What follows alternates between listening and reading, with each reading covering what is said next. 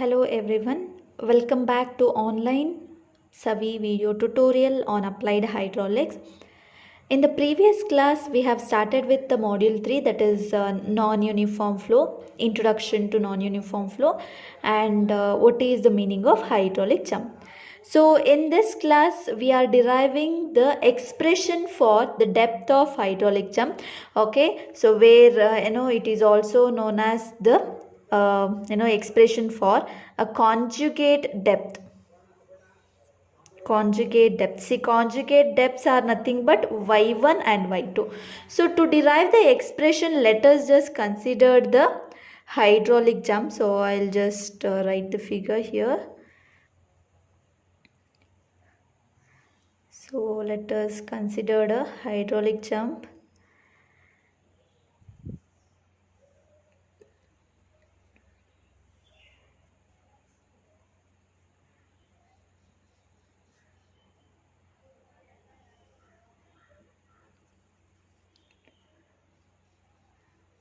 Okay, so we'll consider section 1 and section 2 like this. And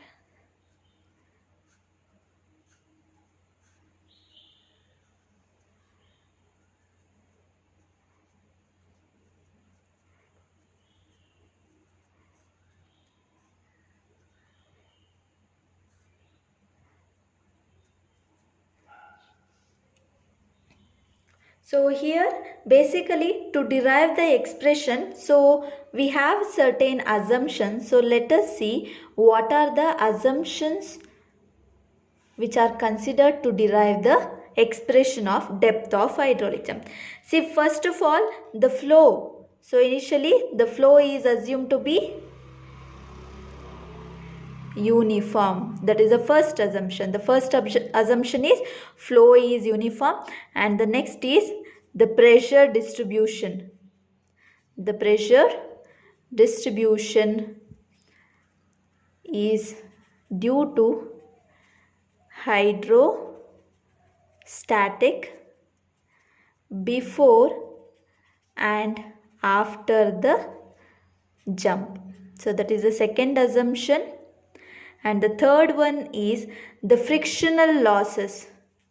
The frictional losses are neglected. That is the third assumption. And the fourth one is the component of weight. Okay, the weight component. The weight component in the direction of flow. So the direction of flow is this. This is the direction of flow. So along in the direction of flow is negligible. So because bed slope is small.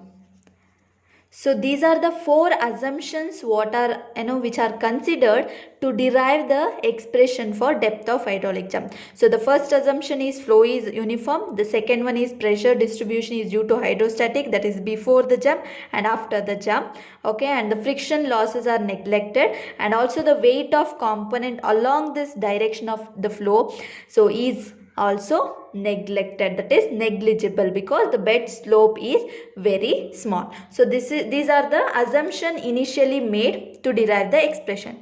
So for that, as you see in the figure, so we have considered a hydraulic jump which is formed in the channel, that is which has a horizontal bed. You can see the bed of the channel is horizontal, and as you see in the figure, so we have considered two sections, that is section 1 and section 2. That is section 1 is before the jump and section 2 is after the jump. So section 1 is before the jump we have considered, and section 2 after the jump we have considered.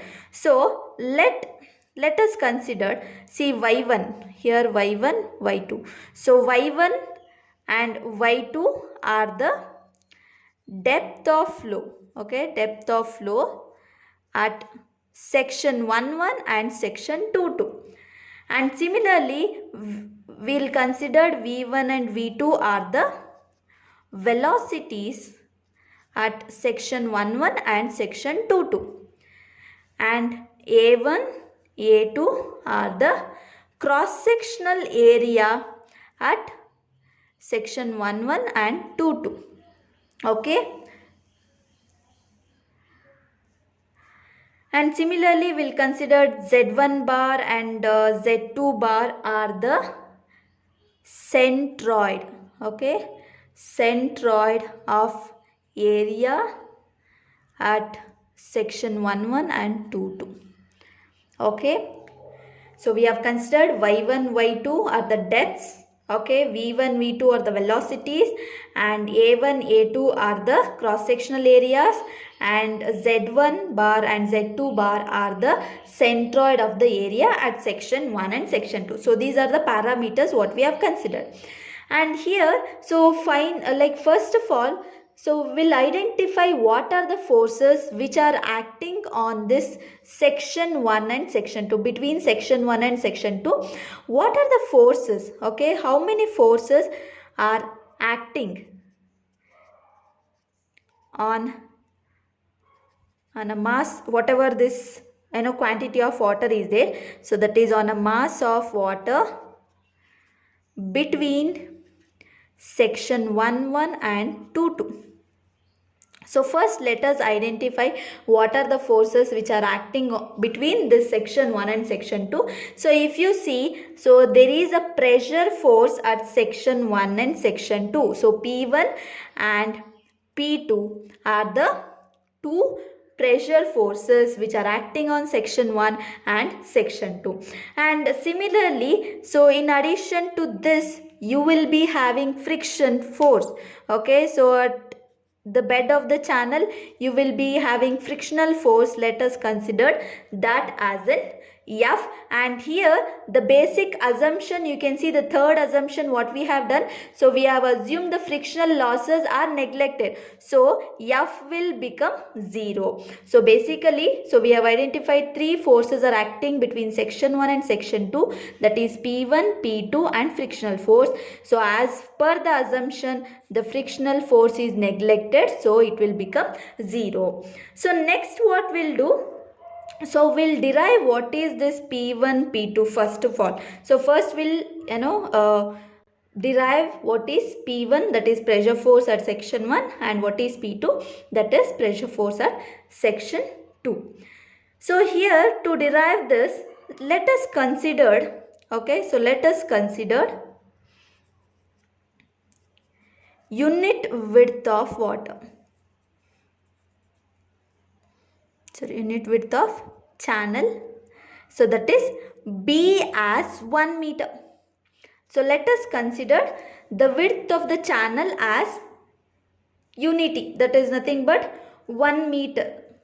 Okay. And also we'll consider Q is the discharge per unit width. So we know already, like small q is the term which is used to represent the discharge per unit width. So according to this, we know Q is equal to what? Q by B. So as per this definition, capital Q is discharge per unit width. So small q is equal to capital Q divided by B. So initially what we have considered the width of the channel to be unity. So Q by 1. So you will get Q. So where Q is what? We know the continuity equation. Q is equal to what? Area into velocity. So this discharge per unit width will be equal to A1 V1, okay, or A2 V2. And again we know the area of the rectangular channel. So we know the area of the rectangular channel, area is equal to what? Width into depth. We know that area of the rectangular channel is width into depth. So again width what we have considered as a 1 meter. So area will become what? Y. So this discharge per unit width you can also represent it as Q is equal to, so that is A is nothing but Y, so Y1 V1 or Y2 V2. Okay, it can be represented as, so Y1 V1 and Q is equal to Y2 V2. So these are the discharge per unit width. So let us derive what is P1 and P2. So what we are doing is, first we are deriving what is P1 and P2. So to derive that P1 and P2, we are using the hydrostatic law. So I hope you remember the hydrostatic law, so which you have studied in the fluid mechanics. So that is P is equal to W into H. So this is the hydrostatic law. Okay, so where W is the specific weight and H is the head of water.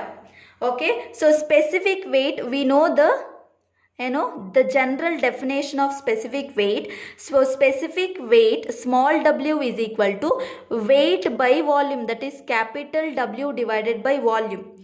So you can write in place of specific weight as capital W divided by volume into H. Okay, and what is the weight? You know the weight, that is weight is equal to what? Mass into acceleration due to gravity. So you can replace this by mgh divided by volume. So here again, so you know the mass density formula. Mass by volume is what? So you know mass density rho is equal to mass by volume.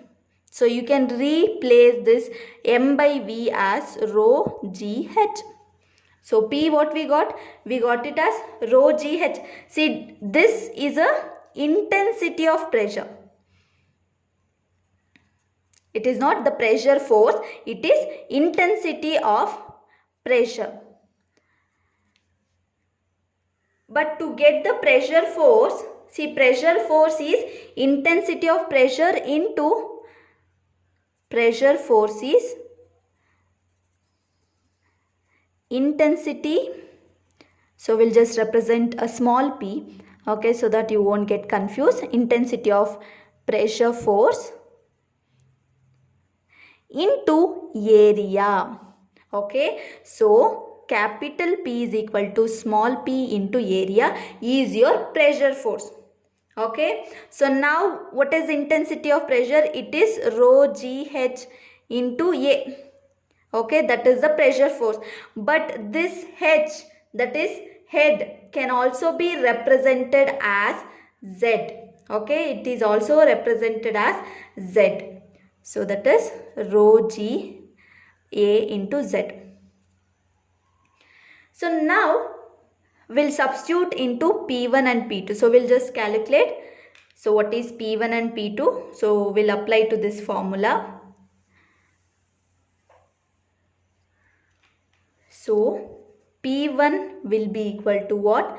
It will be equal to rho g A1 into, here what are the parameter we are considering? See, we are considering Z1 bar and Z2 bar. So you have to use that. So it will be Z1 bar, the distance, the head will be Z1 bar, and Z1 bar and area you can substitute.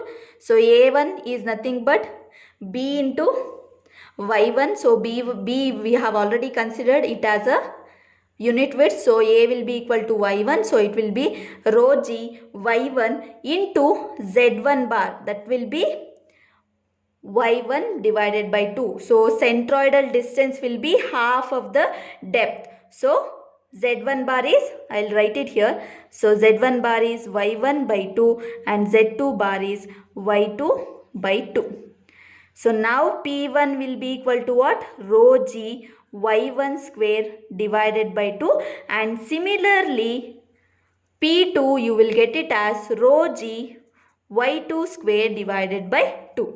Okay. Now we are going to use the impulse momentum equation to get the expression for conjugate depth. So after finding out P1 and P2, that is P1 is rho g y1 square by 2 and P2 is yg y2 square by 2. So now what we are going to do, so we are going to use the impulse momentum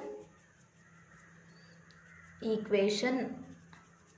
So you have already know what is impulse momentum equation. So the impulse momentum equation is net force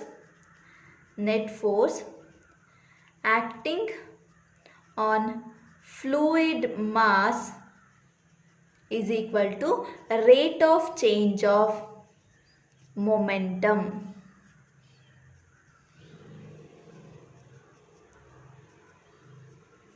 So this is the impulse momentum equation. So we are going to apply the net force, that is nothing but so P2 minus P1. So the net force acting on the fluid mass is so P2 minus P1, because so we know the depth y2 is greater than y1, hence so P2 will be greater than P1. So that's why the net force acting on the fluid mass is equal to P2 minus P1 is equal to rate of change of momentum. So we know momentum is mass into velocity. So it is mass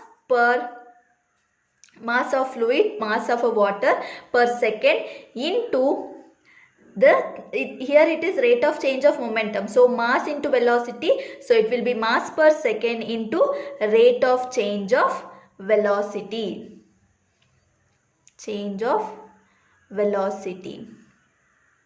So we know the velocity we have considered V1 is the velocity at section 1 and V2 is the velocity at section 2 we have considered. So rate of change of velocity will be V1 minus V2. So let us substitute P1 and P2 here. So it will be rho g y2 square by 2 minus rho g y1 square by 2.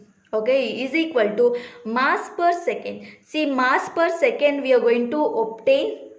So mass per second will be equal to rho into q. So how this mass per second is rho into q? So I'll tell you, and the rate of change of velocity is v1 minus v2. So how this mass of water is rho into q? I'll just tell you here. So we know the mass density formula, rho is equal to mass by volume. So mass will be equal to what? Density into volume. So here mass per second we are taking. So it will be mass per second means rho into volume per second. Okay, so volume per second can be written as the discharge. So we know volume per second, that is meter cube per second, will be equal to the capital Q, and we know capital Q is equal to what? Small q is equal to what? Capital Q by B. So we have already taken B is the width of the channel as 1 meter. So mass per second will be equal to rho into, so if width is 1 meter, small q will be equal to capital Q. So in place of capital Q, we will get a small q. So mass will be equal to rho into q. So let us simplify this equation now. So you can take it rho g by 2 outside. So it will be y2 square minus y1 square. Okay, so which will be equal to rho into q into v1 minus v2.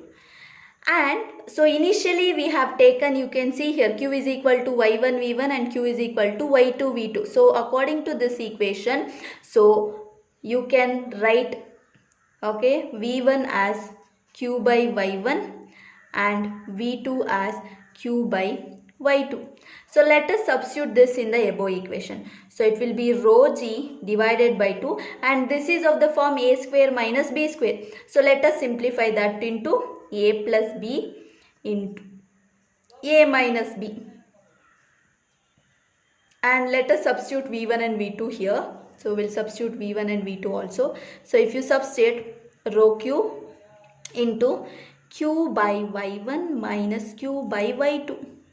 Q, take it outside and rho will get cancelled here. So you will get g by 2 into y2 plus y1 into y2 minus y1 and q square. So simplify, let us simplify this. So we'll take, we have taken q outside, so we'll take a LCM. So it will be y2 minus y1, you will get it. Okay, so now you can see here this y2 minus y1 will get cancelled on both the sides. So you will get g by 2 into y2 plus y1 is equal to q square divided by y1 y2. Okay, so now what we'll do, so we'll just simplify this particular equation. So what we'll do, so we'll just represent this equation in terms of a quadratic equation. Okay, so for that what we'll do, so we'll send this y2 to the left hand side. So we'll send the y2 to the left hand side. So if you send, so you will get, and so we'll send this 2 to the right hand side and g to the right hand side, that is numerator and denominator. We'll simplify this. So we are simplifying. So we are sending, so y2 to the left hand side. So y2 into y2 plus y1, so is equal to 2q square divided by g into y1. Okay, so you'll get equation. Let us multiply this. Y2 square plus y1 y2 is equal to 2q square divided by g y1 will get.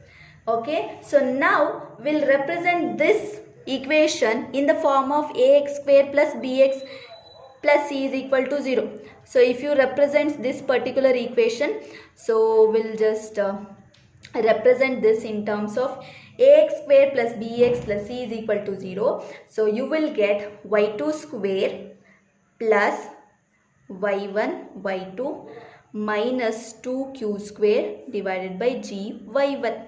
So this is equal to 0. This is of the form ax square plus bx plus c is equal to 0. And we know the solution for this quadratic equation, the general quadratic solution for general quadratic equation is x is equal to minus b plus or minus square root of b square minus 4ac divided by 2a. So this is the solution for this general quadratic equation. So we'll apply the same thing here. See here, x is y2, okay, a is 1 and b is y1 and c is your minus 2q square divided by g y1. So let us apply this to this particular solution. So if you apply, so you will get the solution for this particular equation. Okay, so as y2 is equal to minus y1, that is minus b plus or minus b square, that is y1 square, minus 4ac, 4 into a is 1, okay, a is 1 into c is, you can see here, c is minus 2q square g y1 whole divided by, so this is a square root, this is within the square root, so divided by 2 into 1. So the solution for the y2, so that is the depth after the jump, minus y1 plus or minus y1 square plus 4 2, so minus into minus it will become plus, and 4 into 2 it is 8. So 8q square divided by g y1 whole divided by 2. So this is the equation for the conjugate depth. So that is y2. So we can also simplify this particular equation. So let us just simplify this particular equation. If you simplify, so y2 is equal to minus y1 by 2, okay, plus or minus square root of, and so we'll take this 2 within the square root. So if you take square root, it will be y1 square by 4, okay, minus 8q square divided by 4g y1. Okay, so we are taking the 2 within the square root. So 4 1s are 4 2s are.